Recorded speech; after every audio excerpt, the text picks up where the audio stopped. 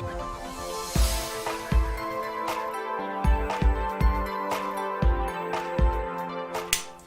welcome to Flory Models. I'm Flory. First of all, welcome to all the new members. Plenty of you have been joining this week. A couple of things though. We have the real names policy. I know a lot of you, obviously you don't watch the new shows as well. Perhaps you're watching them for the first time. Perhaps you're thinking of joining, things like that. When you join the site, what we tend to have is a real names policy. By that we mean we just use our real names. So, okay, so Phil Flory, okay, Steve Jones, whatever you want to do, Steve Malley, Marcus Jellyman, whatever. Okay, so we don't have nicknames. So some of you have got the idea when you sign in and register, and then obviously you fill in all your details, but when you go to the forum, you're trying to use a alias. Okay, with your avatars, things like that. Trouble is though, the system doesn't recognise you and just puts you on pending until I get round to getting them through. So this week we had about 30 of you who joined and went in using funny names, and I have to sometimes sort of decipher what it is. Sometimes use different email addresses and put them through. So especially if you don't put down your details for the forum and in there, so you might just put down, an alias and that's it, nothing else whatsoever, and a different email address. I've got no way of knowing who you are, so that way they get deleted. They just come back and you'll get a message saying, I'm sorry, you can't get in the forum. And then obviously sometimes you try again, I still don't know, and it sort of bounces back and forth because I don't really know who you are. So just make sure you use your real names. It works really well, especially when we have meetings, gatherings, things like that, and generally just being nice on the forum. It's so much easier pronouncing names and when we're talking and things like that. So if you can use your real names, absolutely fantastic. The other thing as well we spoke about was tidying up obviously your forum, your avatars, things like that, your signature boxes down the bottom. Seems to work great. Everyone's basically got the idea of doing it. A couple of you of them had trouble with your timings of setting. So obviously, when you're post dating and stuff like that, it tells you what time they were posted and the date, and they're different. Some of that is where the team are going around from different locations in the world and tidying up your posts for you. Okay, so perhaps they're removing old stuff that's got like red boxes in or blue question marks, things like that, which are old stuff that's been deleted now. And what it is, when they go in there and do it, sometimes, because it happened to me, because to be honest, Hans went in mine and did mine for me, it put me to his time zone. So obviously he's there over on Central American time, okay, on Mountain time, and obviously it's 5 hours different to what we are here. So consequently, all of a sudden, all my posts, it looks like it's 5 hours ago, okay, and it's not. All you have to do, pop back into your settings, just go edit, and then down at the bottom, you've got your time zone, you can pick the area where you are in the world, and away you go. It's as simple as that. So this week, what have we got for you? We've got quite a bit going on. Obviously we've got this. We're going to start this live on the new show about obviously using the Neo stuff. So as I said, I haven't used it yet. Neo is still in the box, so we'll find out exactly how that works with a variety of paints. Okay. Other things we've got going on is now we're on now part 8 of the Vixen is up. Showed you that last week. Got some pictures here. Stunning build, stunning everything. No problem at all. Really, really enjoyed it. It's just one of those kits that absolutely flies together, and you get fantastic results. And quite frankly, it is a bargain in this day and age. And well done to Airfix for that one. We've got part 10 of the Eagle, so that one's coming to a close as well. I know some of you, if you're on the Facebook page, would have seen the reveal photos of that, and they obviously see Vixen last week because they were completed. Lots going on there, so that basically will get you almost to the end. There's another part to go up, but it's only another 20-minute part after that, which will be up next week as well. So that's the Eagle coming to a close. A lot of you have been asking about the Seahawk and where is it and everything else. Because I'm trying to get ahead, spoke about it last week, she's here. It is built and all ready for paintwork now, so she's sat literally in there, which I'll be getting on with it tomorrow to get it all painted up. And as I said, it's a SIG build, so it's very quickly. So in part 1 we build it and I show you the quickest possible way to weather and put a cockpit area and update it with a little bit of lead wiring, things like that for harnesses, since we spoke about that the other day. So you'll see all of that in part 1, but that's not going to be for another 2 weeks yet. As I said, trying to get ahead, it gives me more of a time and I can spend more time on things like the news shows and other projects that we've got going on at the moment. One of those projects as well, a lot of people have been asking about it, is this. We're on about weathering other things apart from aircraft and tanks, so we're looking at weathering dioramas, with our washes and other techniques we do. So I'll be doing it on some trains, and quite frankly, that came out of my personal stash from like 30 years ago. Okay, so we've managed to get that down out the loft, so I'll be working on that. There'll be videos up on the site about weathering trains, scenery, things like that as well. That's all coming. At the same time, I've been working on the tutorials, just down over on the other side of the bench. So we've already covered the gluing. I'm just trying to think what we do. Gluing gluing, sanding and filling and rescribing are now been reshot in HD and everything else like that. What I'm going to do is have a grand unveiling next week of the new tutorials section. So just to refresh my memory, I might just bring up what I've actually got in the new section is we've got gluing. So basically in that, the one that I've just shot, which to be honest I shot at the beginning of the week, we talk about like old school glues, really what's wrong with them and their place in today's modelling, okay, which they still are, okay. Hot action glues, so we cover all, you know, basically weld effect glues, the pluses, the minuses, stuff like that. And then obviously using what I call my sort of modern hot glues, which you'll see me do all my builds with, and the great thing about them and everything else. So it just covers literally in this part getting them together, gluing, how it actually works, the benefits to it, problems that you can come up with, things like that. The filling one, which we covered, which basically was talking about putties, types of standard putties we can all use, and then obviously your liquid putties, the problems again with shrinkage, stuff like that.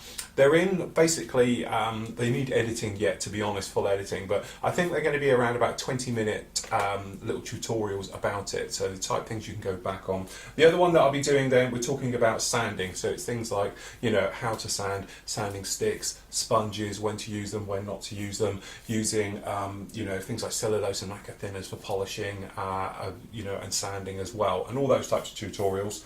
Rescribing, as you can imagine, I am actually waiting on a couple of new tools for that, which we'll do in the new show as well, so that'll be a nice little interesting area. Clear parts, working with clear parts, obviously removing from the sprue, and then it's things like centre seams, polishing them out. I know you've seen me do them before, but I've covered it again with these new cameras and everything else. Things like attaching photo etch to clear parts, attaching clear parts, and then filling around clear parts and all the dangers with it. We'll be covering that. Then moving on to photo etch, so it'll be removing from photo etch from the sprues without bending it, and then bending it, painting it, attaching it, and all so forth. Same with resin, basically getting it off the plug, but obviously we talk about health and safety and things like that in there. And that will cover it for the new tutorial section in the modelling area. And that's the idea with it. So there'll be these nice little bites which you can go back and or just have them all in one. But as I say, they'll all be in nice camera angles and everything else like that. So that is the plan with those. Okay, so this little lump, okay, I say little, it's quite big actually. It basically comes in this pre-painted and pre-weathered type of thing, which is great, okay, but what we're going to do with it is basically give it a very quick, now, you know, I know a lot of guys, certain guys on the forum and things like that, have gone and actually torn these things apart completely and redone them and re-put them together, and they've made new harnesses, and they do look absolutely stunning in the weathering. But what I'm going to try and show you is how you could spend a day and put one of these and make it look absolutely fantastic without really any massive knowledge. So what we're going to do is do a quick respray over this. I'm not going to prime it, I'm not going to pull it apart, we are literally just going to spray over this, okay, using different paints so we can put the Neo on test this week. Okay, and then what we're going to do next week, we're going to talk about weathering. So we're going to do some chipping work on it, we're going to be doing some of the metal work on it, using metallizer paints and covering things like that. Okay, and then after that we're going to do general finish on it, perhaps adding some various bits and pieces, some tools and that. So the idea for doing all of this was because of this stuff. Now this is the Neo airbrush, which we spoke about at length a few weeks ago on the new show and when we reviewed it. But having never actually used it, we thought we'd give it a go. So this is how we do it. Okay, so the other thing as well, we've got the Neo compressor, which we're not sure if it's any good, if we're honest. You know, when we review stuff, it's very easy to do it from the box, but it's a bit like model kits. Until you put them together, it could be a dog of a kit. Okay, so if we move that, all we've done, just generally masked up the lower area for the moment as we go around it. I'm not even going to mask the desk, we'll do it here, and we won't do it out the way. So what we've actually got is, okay, it does work. Now, as we know, this airbrush is a measly £40, and when you compare it to other airbrushes, you know, that's a bargain. My only thing was it was quite noisy for something so small. So it's 3-speed by the button that we've got down here. It does have a little holder as well, but to be honest, I don't really trust it, so I'm going to get my one over. Alright, so what we're going to do, we'll do something quite straightforward on this. Well, the colours that I'm going to be using, we're going to be using dark yellow XF60 for Tamiya, For the burnt colour, the rusty brown, we're going to be using XF64, and then to be honest, we're going to be using Panzer Green, which is Valero number 11, because this one doesn't have any, and I want to sort of do it as a German area. Now, I've gone around and taken off all the plastic bits and all the bits that will come off, okay? The rest of it we can spray in situ and then go round and redo a little bit later. So certainly these tools that are moulded into the canopy, we'll put them all on afterwards. So, to start with, putting the airbrush and everything through its paces, what we're going to do is just do a standard 50-50 mix. Let me just grab that. That'll do. Okay.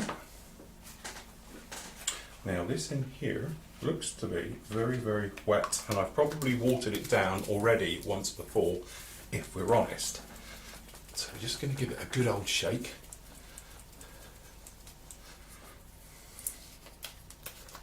Okay, the great thing about this airbrush is, certainly for doing stuff like this, it has got the bigger 5mm. I think actually they're calling this slightly bigger, so it might be like a 7mm, something else like that. So what we're going to do, we're going to fire up high air pressure just to start with. Now I'm guessing that's around about 20 psi, but as I said, I'm only guessing. My thing is, it is very noisy. It's not the quietest thing in the world, as you can hear. So we're just going to pour the paint straight into here. And as you know, I normally don't use a lid either, so it's quite interesting. As I said, this has been pre-thinned in here, so we can give this a whirl. So what we'll do, we'll just start around this area over the top, alright? So what we'll do, we're going to check our flow to start with. Seems to be coming through, and what we're going to do is just touch in this area. And to be honest, we're quite nice flow.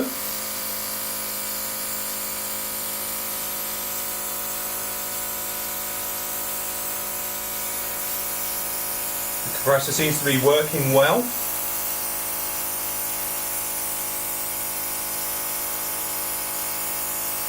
No problems.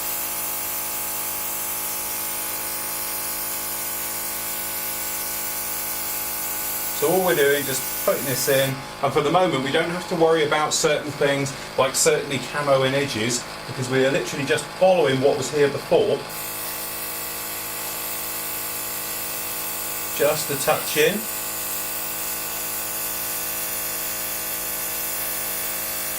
And the yellow that's on here isn't that far out.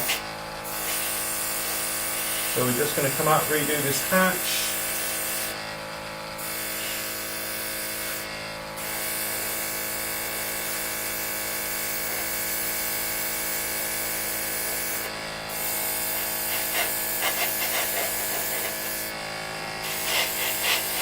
Say, having not normally working on stuff this big, it's got good coverage, it's working well with the paint.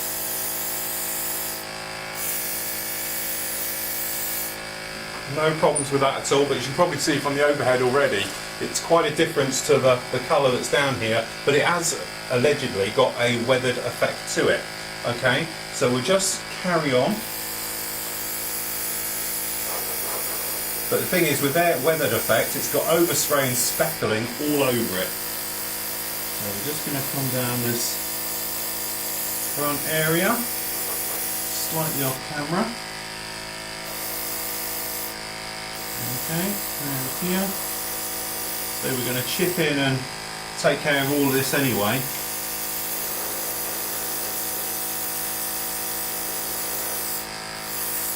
So I'm sort of doing it on an off angle so you guys can see this a bit better.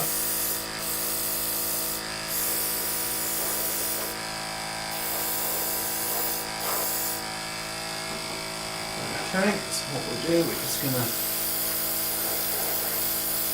come around with this zoom it is.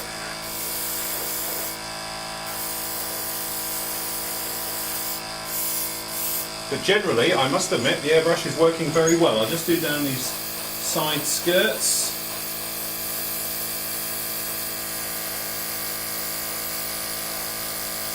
Just around here.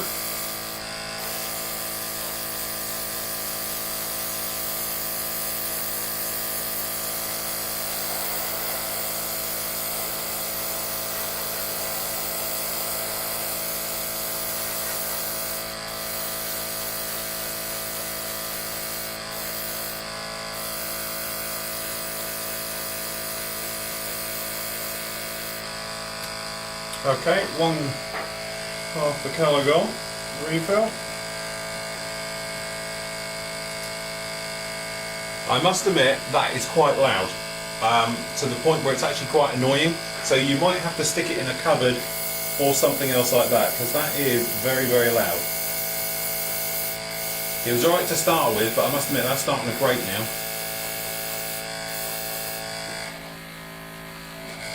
Yep, just a little bit too much if I'm honest.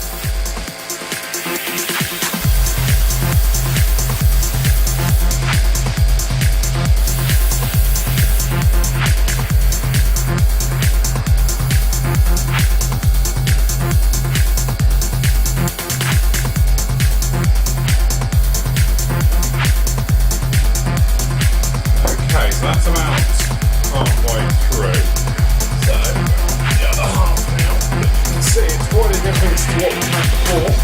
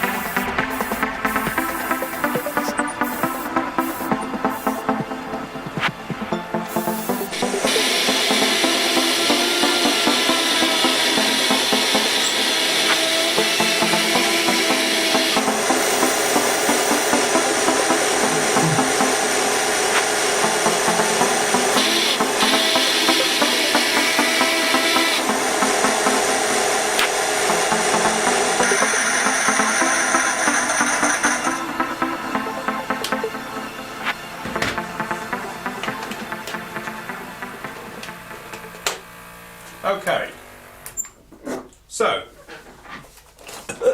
should turn the smoke generator off really. So there we have it, looking, I would say, a lot better already, but just by changing that tone down, it looks a lot sort of better. The thing we're using to our advantages on this one is that it's almost been pre-shaded with the acrylic that they've already put down on this. So in some ways that's showing through already, which does help us out just a little bit. So back to our airbrush and compressor. The compressor is extremely noisy and it's getting a little bit warm, alright? So we'll just give it a quick colour change. So we'll just do what I would normally do to any of my other airbrushes. I'll do this in this one so you can see a little bit better.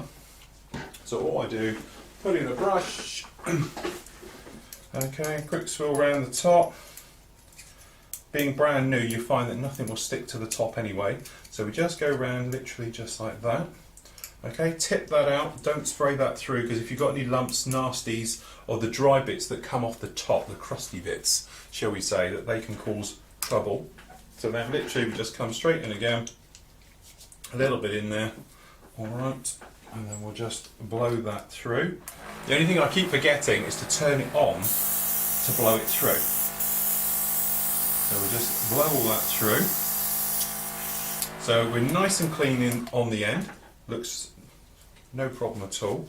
Good airbrush cleaning, so we'll just clean that out. Okay, when you're doing any camera work, always start with the darkest next. So what we're going to do is use the brown now. Now this one as well. Now I know this isn't technically the perfect colour for this, so what we'll do, we'll just move this out of the way. Stick the lid on that one. Okay, and then what we're going to do, straightforward 50-50 mix with this one. So we'll just grab a little bit of thinner. So we've got about 1 or half a mil of thinners going there, half a mil of paint. Okay, and give it a good old mix in the colour cup. So far, I have to say, if I'm honest, it's working a lot better, the airbrush, than I thought it would. I was expecting it to be, what's the word I'm looking for, more clunky, not as accurate. When you pull the trigger and everything else like that, it works really, really well. Now this will be the test for it, because obviously we can do a tighter camo pattern on this one, just to see exactly what we've got. Alright, so we'll fire up. This time we're just going to use the first setting. This is the trouble I have, you might hear. It gets a airlock, I presume, between the airbrush and the actual bladder system, and it can't quite push that first bit forward. It's doing it now. As soon as you turn on the air, it comes through. Now, I'm not sure if that's brilliant, and to be honest, that is very warm though. Okay, so we'll just check our flow. Okay, so it's really a standard Tamiya 50/50 mix is what I would use at any point. Alright, so what we'll do, we'll just do down here and work our way up. So what I'm going to do is really follow what we had before. Now I know on this scale we don't have to worry too much about, you know, obviously edges and stuff like that if you're working too, but I have to say, again, for the money, I do have to praise where it's due, because this is laying down a lovely spray pattern.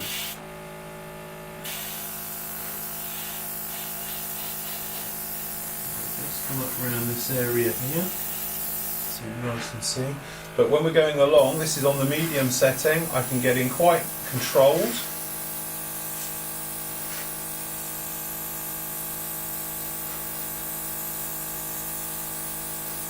And it does give quite a nice effect. I can get in nice and close.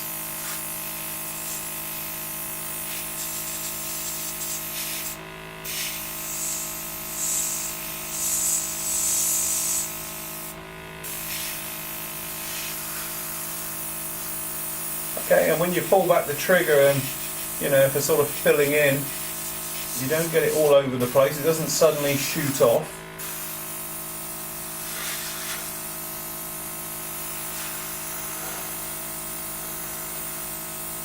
So I have to say, it does look to be very, very nice. Again, you can control the actual airbrush, the amount of paint that's coming out and everything as you go through quite easily. It's not at all a problem.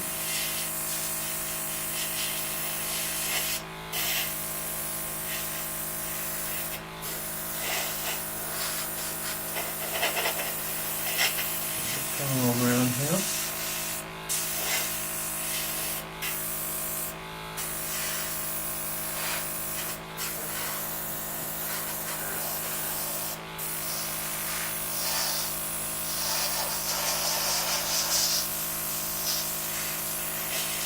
But again, I'm very impressed. The spray pattern itself is very nice. I can't see any problems with the trigger. It's got a nice feel. It pushes down. That's getting really hot now. Now I don't want to do it to destruction, but it'd be interesting to see when that cuts off. So all we're doing for the moment is just literally putting on the camo work. I'm not going to bore you to death by just showing you everything we do. I'm going to carry on with this one, and then what we'll do, we'll lighten this up slightly and come back. The only thing that's doing my head in is the noise that that thing's making.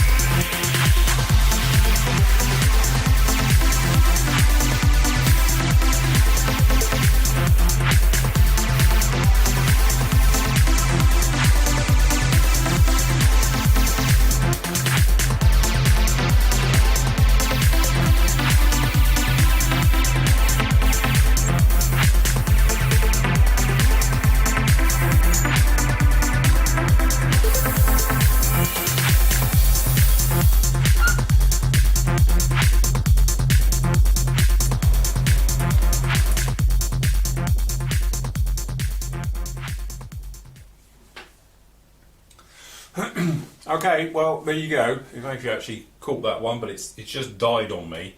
Yes, it's very hot. Now I don't know how long you have to let this cool down for, but the trouble is I'm halfway through painting now, so it's like, you know, now what do you do? I'm sort of stuck now. Anyway, it's gone together quite nice. I've almost finished the brown. So what we're going to do, we've got a little bit left in the colour cup, so what we're going to do is thin this down, add a little bit of white to it once it's cooled down, and then we can get the next coat on. Right, okay, so we've left this now for 20 minutes to cool down, and to be honest, it does feel quite warm. Alright, but what we're going to do, we are going to do a little bit of thin work on this one. So by that, what we're going to do is literally just give it more of a bleach, break it up, stop it looking like a brick, okay? So for this, we've just got some flat white, and we're adding about 1/3 to it. Okay, as you can see, normally we don't do this work here, but I won't be able to get you and this thing in the spray bag, it's a little bit big. Okay, we add another 50% thinners, so now it is a lot thinner. This way, the spray pattern will be more blendable. Okay, it will lighten it and it will blend. So by that, you shouldn't get any speckling or anything else like that. Okay, just put our top on again. So if we try our high air pressure again, so we just try our spray pattern. The original colour should come through, and then you should see there, it's more of a sort of skin colour for want of a better word. But all we're going to do is very lightly hop around with it. If I just turn that off. If I turn it off when I'm not using it, hopefully it'll last longer, but then I'll probably wear the switch out. Okay, so high air pressure. Then all we're going to do is literally little tap-in type motions, just around, just to break it up. We're just trying to lighten and give a bleached effect to things. It's nothing massive. You're not trying to obviously paint the entire thing, it's just a little dance around. And it will just hopefully break it up just a little and give it the effect that we're after, of being a little bit more sort of worn, weathered. Okay, as we make our way round. Tops tend to get it more than anywhere else. Turn it off again when we're not using it. Okay, but it's pretty straightforward. Ugh. This thing's too heavy in the turntable. Okay, exactly the same around here. You might want to just a little bit more on perhaps hatches.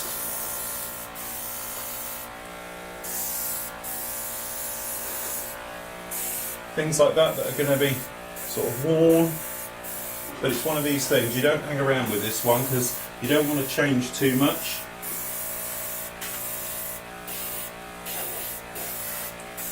So it's not a specifically troublesome thing to do.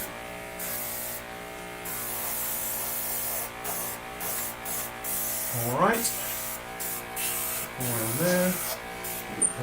What it does, it just lightens it up just a little bit. Okay, quick colour change again and we'll get the green on. Okay, 15 minutes again, giving it time to cool down.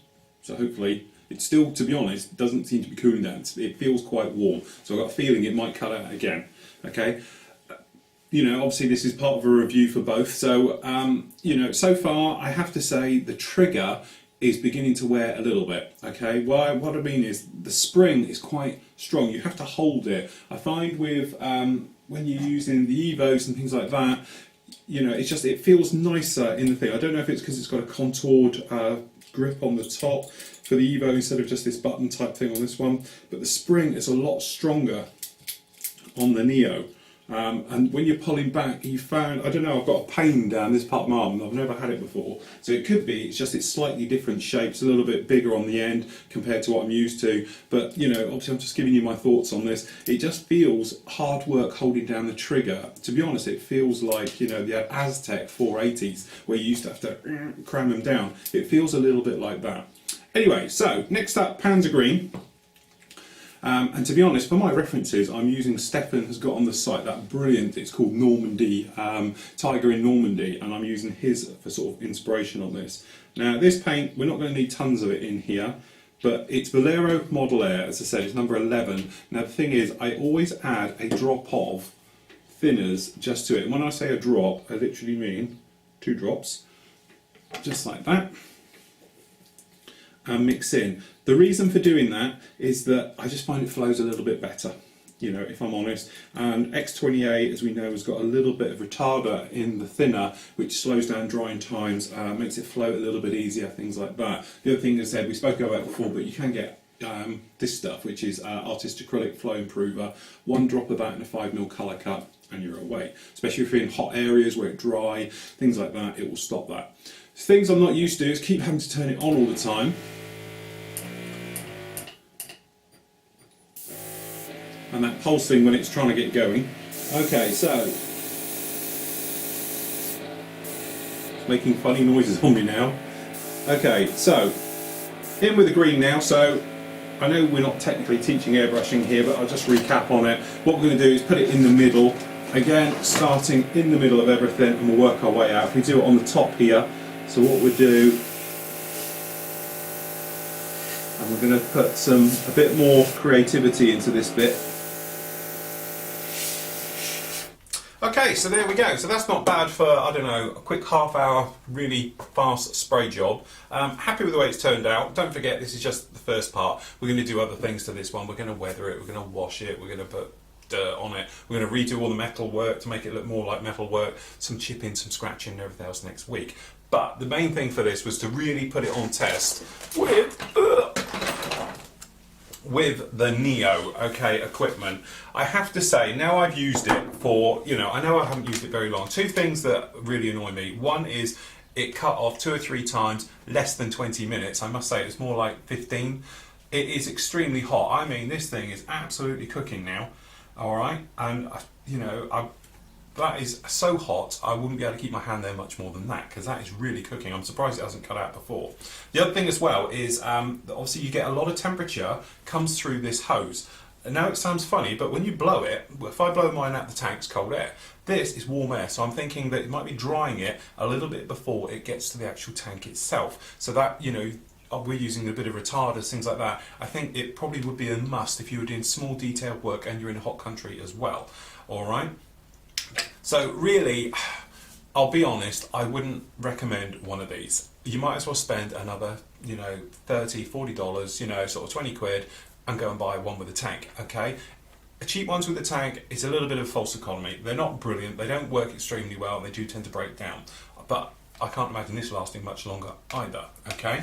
As for the airbrush, I have to say for £40, go and buy one. Simple as that, no problem at all. I'd recommend this airbrush to absolutely anybody, all right, for £40. Now I've used it, I can feel the difference, certainly between my other airbrushes. You know, I've got down here, I have my Infinity, I've got other Iwatas in here, we've got the CS here, the HP CS. They feel slightly different, okay? The trigger between both the Iwatas, the actual CS is very, very smooth, and you know, the trigger works absolutely well. This one here is a little bit grainy. If you imagine, this one actually slides. When you pull it back, you cannot feel any resistance whatsoever, okay, apart from obviously the spring, all right? The actual CO here, or CN, sorry, the Neo, you can feel it. It feels like it's all connected mechanically. And I don't know, it's just the trigger just doesn't feel, it doesn't sit right. It feels like I'm having to use it. You know, I use the Iwata, don't get me wrong guys, I love my Infinity purely because they're a lot easier to keep clean than these are, but I have to say, you know, if you're starting out with airbrushing, things like that, go and buy one of these. It will teach you all the basics you need to know, and for £40, I say, trust me, it's a lot cheaper than paying 150 quid for these things, alright? But if you can afford it, I would go a little bit more, okay? I would say Infinity, you know, is probably on a par with the Iwata, but certainly you could go pick up an Evo for around about £120 mark now. You might be able to find them on cheaper online, something else like that. But it just doesn't quite do it. It's quite hard work. I've been spraying this thing, and to be honest, you know me guys, I've sprayed huge things. I can actually feel it in my arm, and this is where I've been, you know, going down there. So from that point of view, from ease of use and everything else, then I would actually go with a different airbrush. if you're on a budget, £40, go and buy one, because that is the best 40 quid you'll ever spend your money on. It works, it does everything it says on the tin, it's easy to keep clean, it's nice, it's got interchangeable colour cups, which is quite nice as well. Again, I'm never a fan of the way that Iwata have those teeny tiny little air caps on the front, but there again, you know, this is on a budget. It does everything that the big boys do, but as I said, that's really it. So, in recommendation, budget, go and buy one, okay? If money's no option, go and get yourself something like an HPCS, or an Evo, or an Infinity, or something else like that, my second choice for it. But certainly for paying, you know, spraying this, it was a good work, it worked well. So as I said, join us next week where we'll carry on with this one and we'll really get it weathered. Okay, so carrying on from last week, John Wilkes, he showed us about doing plunge forming, which is basically you have this stretch, which is clear plastic sheet, okay, which is a little bit thin. It's probably like 1/2 mil, I would say, probably a bit less than that maybe. Okay, but it's actually clear plastic sheet, and he was showing us about doing plunge forming, which is basically great. So if you've got a little tiny light system or something else like that, on this, to be honest, it'd be great because you could put lights under this. This is the clear stuff. You actually warm it up with a candle and push it over the top. So this is John showing us how it was done. I'm going to do is just show you what I meant by plunge moulding. Now, if you was to do something like a MIG camera, a MIG canopy, there's several ways you could do it. I'm very fortunate I've got a vacuum machine, so what I would do personally is I would take the original part, make a plaster mould over the top of it, and then pull the original part out, drill some very fine holes in it, turn it upside down, put it on the machine and vacuum form into the actual mould as such. But there's a simpler way of doing it, and if you're doing things like I've done it before in the past with, you know, like you get lights here on aircraft. What you can do is get a bit of balsa wood, carve to shape what you want, and then you can actually plunge this stuff when it's heated up over your mould, and it's so simple. And that's hopefully what I'm going to show you. This is totally unprepared and this is totally off the cuff, so you have to excuse me. Solvents and flames. Yeah. Quick on the thinners. There's a lot of stuff in it, coach fire in there. Now this stuff comes with a clear, with a blue backing, which is just a protective, and it's literally just a case of put it over the flame, keep it moving, keep it moving, keep it moving. It's like a seance, isn't it? Yeah. Is there anybody there? And you can see where it's starting to go in the middle. He says, didn't work too well. I'll do it again in a second. You've got the basic shape there. I'll do it with a different one. Yeah, grip it in there tight. Do a bit tighter. Slip it Yeah. a bit. Snap. Me too. Yeah, I got a shape. Yeah. £7 for that. Traco's finest. Jano Disney.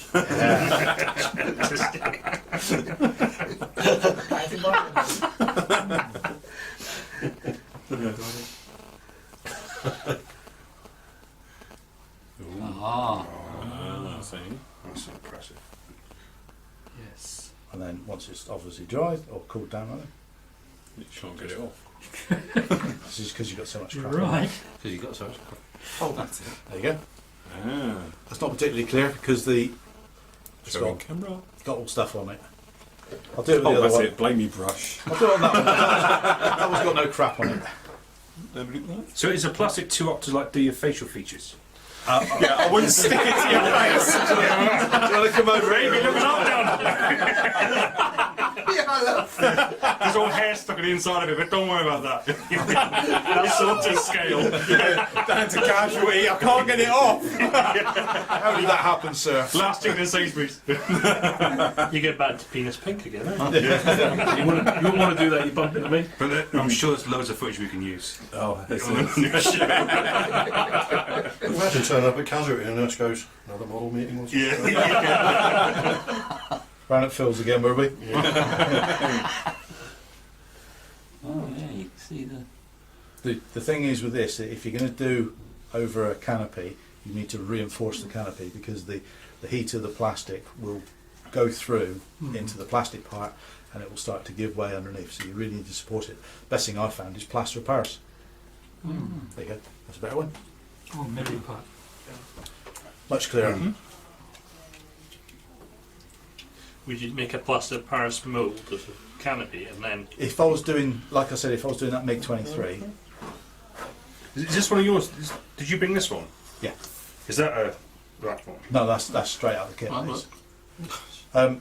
The beauty is using this material. This material is called PETG, and it's the same stuff that Coke bottles is made from. Now, I use this to do the vac form canopies. I do them for various people because I've got the machine. All this lot here is bits that's too small for my machine. And it's purely and simply they bring it along for you guys, and you know how it sells. It's there for you guys to try, and that's what I said about the plunge moulding. And I kind of got the feeling that maybe a couple of people weren't too sure what I meant. So yeah, going back to the canopy as a MIG, what I would do with that one personally. Sorry, you said there's something wrong with my canopy. No, all right, That's mine as well. Come on. like the other MIG. Commodes for Just using those as an example. disabled people. Something on that size, Make just a- make up a little box of some Lego, steal some Lego from your children, make up a little box around, take your canopy, plaster of Paris over the top of it. Once it's hardened off, turn it up, take your canopy out, you've then got a female mould. And this is how I would do it on the machine. Then drill 2 or 3 small holes in the corners, put that on the machine with this stuff, heat it up. Once it's up to temperature, put it in, the vacuum would suck that into that shape. And you'd have a very, very clear canopy. The advantage of vacuum form over injection moulding is that because it's optically clear, the injection moulding process is actually forcing plastic in under pressure, and when it's doing so, you'll invariably get a canopy and think, oh, actually, that's very, very clear. But if you put your finger behind it, there will be some sort of distortion, and that's all part of the process of the injection moulding. The advantage of the vacuum forming, or the heat forming, or the plunge moulding, whatever you want to call it, is that stuff's already flattened out, and you'll notice that there's less. I mean, there's no distortion where my finger is inside there where it's been pulled. Yeah, hope that makes sense. There you go. No, Help works. yourself, guys. It's there for you. There for you to use. There for you to take. I'm not responsible for anybody burns of personal parts or anything else like that. Male mould. Okay, so thanks John for that one. Also, I have to mention, forgot about it last week, sorry guys, is that Steve Sutcliffe up in Huddersfield had a members meet as well. Went great as well. Photo of you guys here. Okay, had a lot of fun as well. So if you're around his area and obviously you're a member of the site, please pop along on the forum, have a word with the guys, and I'm sure they can sort you out for next month, because next month we'll be doing it as well. So that's it for this week. I know it's a bit long-winded doing all that, but as I said, I wanted to put it properly on test and show you guys first time with that airbrush, and it worked like a charm, really. This latter part of this week, tomorrow night, I'm going to be carrying with the tutorial, so we'll get all that section up. We'll get the Seahawk all painted and everything else, and I'm cleared the way then to get on with the Wing Nut Wings kit, shall we say, and we're in with that one. So until next week, everybody, happy modelling and take care.